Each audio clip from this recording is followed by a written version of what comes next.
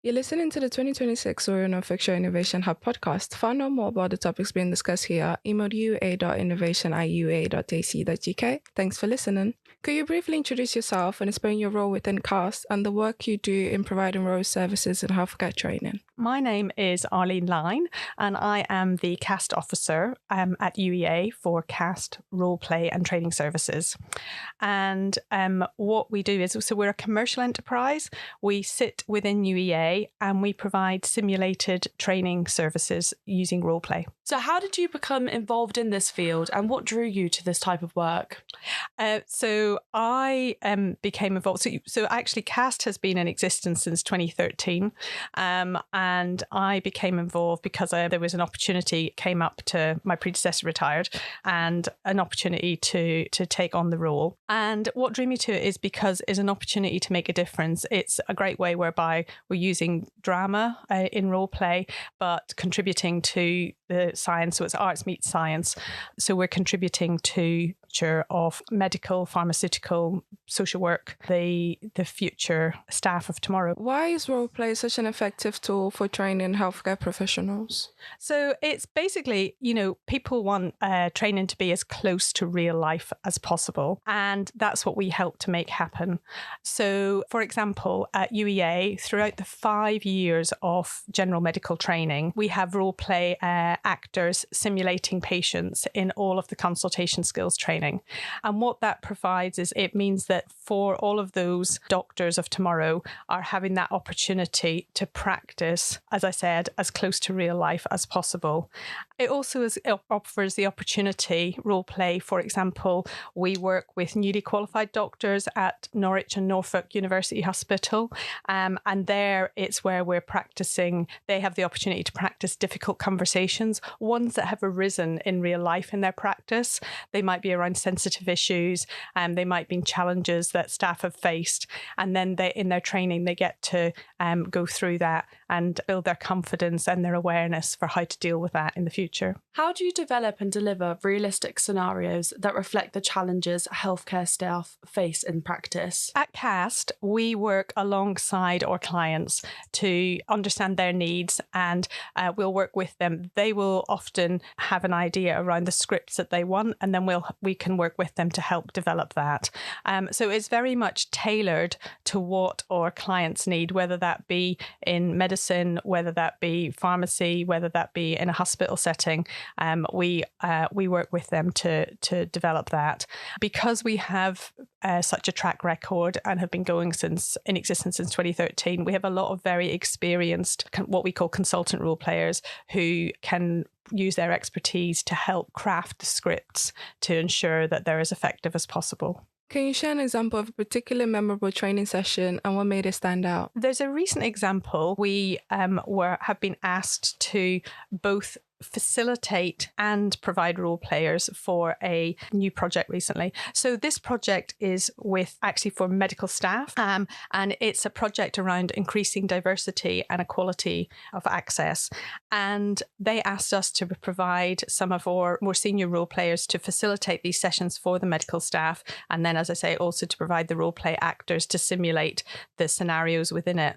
And I think for me that really stood out, partly because I'm so proud of or role players at CAST, and seeing them, also the fact that they facilitate, seeing them hold that space and what that provides, but also because by providing this type of training, it enables the participants, and I was able to witness and see how they have those sort of light bulb moments whereby they're observing and watching, for example, a colleague who's having a practice, and just seeing it's like the dominoes going in their head at that time, where they're like, aha, and you can almost see them writing mental notes in that moment. And I think for me, it just brought alive the value again of how much with simulated training, it enables the participants to really get full value from training. Because, for example, a lot of the time in other situations, you might have people where the participants take turns, and they have to pretend to be the doctor or pretend to be the the client or the customer or whatever. But actually, and they spend a lot of time worrying about it being their turn to be in the seat. But this way, when you've got a professional or a semi-professional role play actor doing that, they can sit there and be fully in the training experience. And that's what I witnessed in this particular one. It was both the subject matter, it was both seeing just how well our role players and our facilitators do the job, but it was also seeing for the participants there how much they were getting from it. So would you say that role play helps prepare more for difficult conversations and emotionally challenging situations? Yeah, it does actually. And because we also participate in, for example, we provide role play services in social work, and that's for challenging family situations. And so we'll have our role play actors in there, and they are simulating exactly the type of situations. And that's providing either social work students or social workers the opportunity to practice there. Also, as well, in pharmacy, where they're providing the opportunity for future pharmacists in training and newly qualified pharmacists to practice in terms of the types of real issues and difficult situations that can arise across the counter in a pharmacy. What do you hope healthcare students and professionals take away from the experiences working with CAST? Well, obviously, I hope that in terms of they take away the training outcomes and it gives them the opportunity that ultimately that it builds their confidence. UEA is known, for example, for the well-trained in terms of interpersonal skills of our doctors and medics and our nursing and our health staff.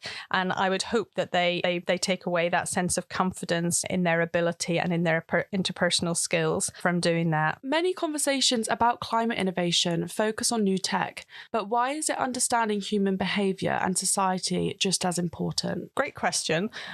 So I think that understanding human behaviour, it really, at the end of the day, with role play services, focusing on the bit that will always still need to be there, maybe more so actually as a counterbalance to, there's some fantastic, as we know, tech out there and wonderful developments.